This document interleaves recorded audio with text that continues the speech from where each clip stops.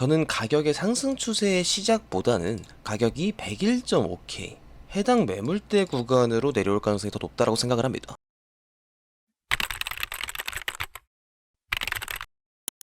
네, 반갑습니다. 차트진이고요. 우선 비트코인 무빙이 위아래로 왔다 갔다 하고 있어서 다들 많이 혼란스러우실 것 같아요. 이게 대체 무슨 무빙인가 싶기도 할 거고, 우선 가격을 보게 되면 이 하락 추세에 대한 0.886 되돌림까지 반등을 준 상황에서 가격이 하락을 했죠. 그리고 이 상승 추세의 고점이 찍히고 나서 이 0.786을 한번 찍고 오기는 했지만 0.618 라인에서 가격이 지지를 받고 반등을 해준 모습입니다. 자, 정말 혼란스러우실 거예요. 제가 항상 말씀을 드리는 게 기준점이 없으면 이런 위아래로 계속해서 털어대는 무빙이 당연히 흔들릴 수밖에 없거든요. 그럼 너는 어떤 기준점을 가지고 지금 상황을 어떻게 보고 있냐라고 하실 수가 있겠죠. 저는 가격의 상승 추세의 시작보다는 가격이 101.5K 해당 매물대 구간으로 내려올 가능성이 더 높다고 생각을 합니다.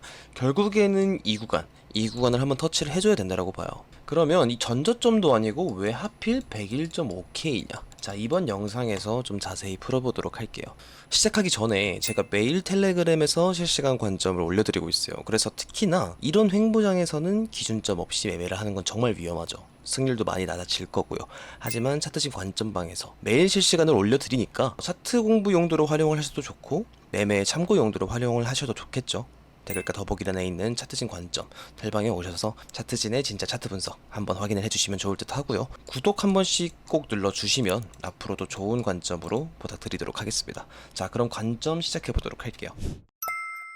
자, 지금 상황에서 저희가 찾아볼 수 있는 게 뭐가 있을까요? 우선 첫 번째, 이건 직관적으로 확인을 할 수가 있죠. 가격이 크게 빠지고 위로 올리고 다시 크게 빠지고 하나의 추세를 보여주는 게 아니라 가격이 위아래로 계속해서 흔들고 있다. 그쵸. 맨 처음에도 말씀을 드렸다시피 0.886까지의 되돌림이면 이 추세에 대한 최대 되돌림을 준 거거든요. 그리고 나서 가격이 다시 한번 크게 빠졌습니다. 자, 하나 중요한 걸 말씀을 드릴게요. 가격이 위아래로 계속해서 털어댄다. 하나의 추세를 보여주지 않고 위아래로 계속해서 흔들어대는 모습을 보여주고 있다면 그대로 볼륨을 보시면 됩니다. 어떤 걸 봐야 되냐?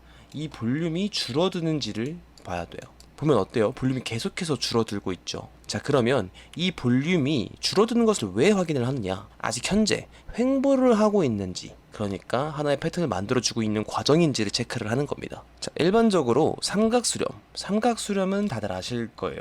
가격이 위아래로 계속해서 횡보를 하게 되면서 한 가격대로 수렴을 한 이후에 방향성을 보여주게 되죠. 이렇게 가격이 한 방향으로 수렴을 하게 되면서 볼륨이 줄어들고 그 다음 방향성을 크게 보여주는 게 바로 삼각수렴인데, 이 삼각수렴이 뭔지는 알아도 왜 이런 현상이 발생을 하는지 모르시는 분들이 꽤나 많아요.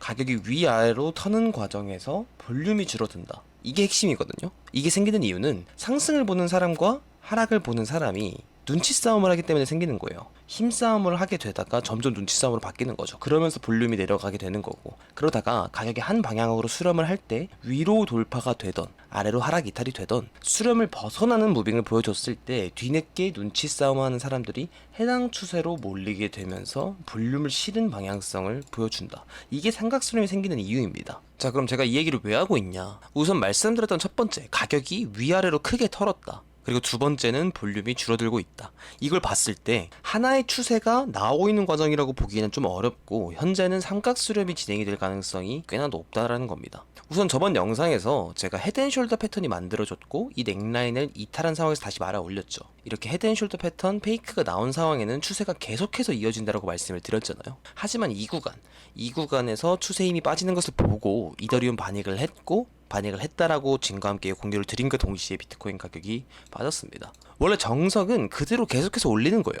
근데 가격이 다시 한번 크게 빠졌다. 그리고 일봉의 볼륨을 체크를 해봤을 때 볼륨은 여전히 줄어들고 있었습니다.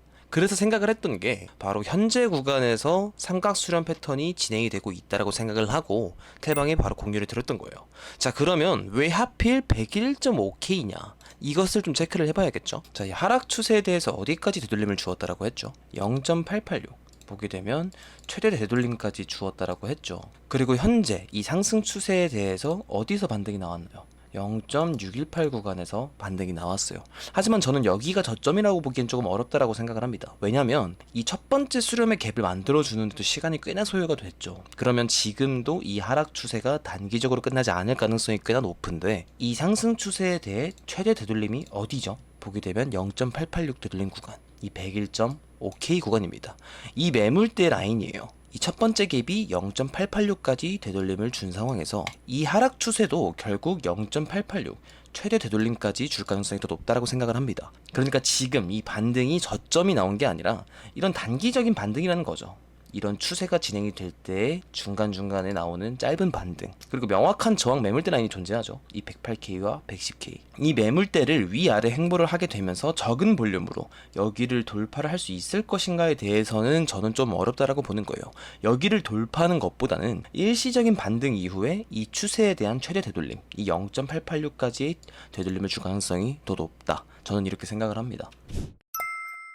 그래서 제가 생각을 하는 것처럼 이 0.886, 이 수렴의 두 번째 저점을 만들어주는 하락이 나오게 된다면 어떻게 좀 전략을 구성을 해볼 수가 있을까요? 여기서 0.886 최대 되돌림을 주게 된다면 여기는 전혀 무서워해야 되는 자리가 아니에요. 여기는 정말 좋은 매수 타점이 될 겁니다. 그리고 여기서 반등을 하게 된다면 전략은 명확해지죠.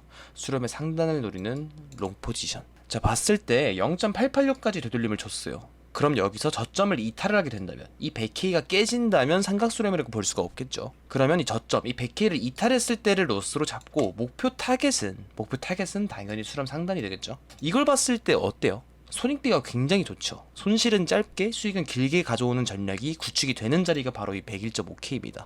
그래서 제가 생각한 대로 여기까지의 하락이 나오게 된다면 여기서 겁을 먹는 게 아니라 이런 좋은 전략을 구축할 수 있는 좋은 자리를 주는구나 라고 생각을 하시는 게 좋습니다. 왜 이런 전략을 구축을 할 수가 있어요?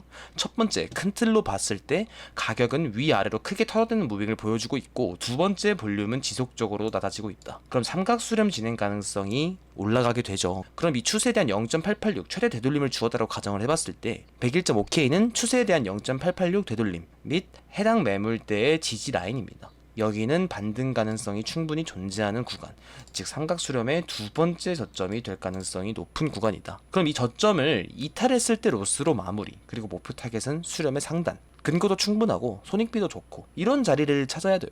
그리고 101.5K는 제가 생각하는 정말 좋은 전략을 구축을 할 수 있는 구간이라고 생각을 하는 거고요. 그리고 이 자리를 올 것이냐? 저는 올 거라고 봐요. 이 매물대, 이 108K와 110K 구간에 명확한 저항 매물대가 형성이 되어 있는 것을 좀 주목을 해주셔야 됩니다. 그러면 이 자리를 왔을 때 얘기가 아니냐, 이 자리를 오지 않고 그대로 위로 올려버릴 수도 있는 거 아니냐, 너는 여기가 올 거라고 생각을 하냐? 네, 저는 여기가 올 거라고 생각을 합니다. 자, 봤을 때 이 106K와 108K 구간에는 명확한 매물대가 형성이 되어 있습니다. 저는 이 구간이 좀 뚫리기가 어려울 거라고 생각을 해요.